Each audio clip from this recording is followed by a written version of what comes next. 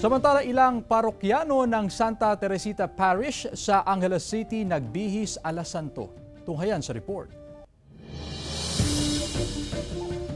Imbis na mga nakakatakot na costume, nagbihis santo ang ilang parokyano ng Santa Teresita Parish sa Angeles City.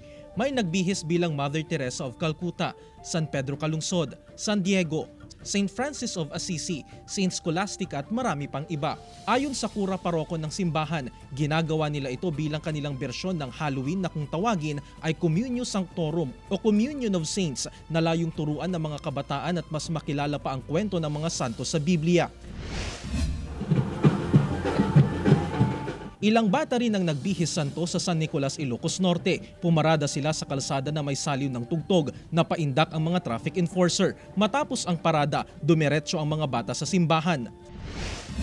Nanguna rin sa Parade of Saints ang mga chikiting sa St. Matthias Parish sa Tumawi ni Isabela. Dahil sa pag-ulan, ginawa sa loob ng simbahan ang maikling parada imbis na sa labas ng poblasyon patungo sa simbahan. Ayon sa simbahan, dapat ipamulat ang katikismo sa mga bata sa murang edad at sa buhay ng mga santo tungo sa kabanalan.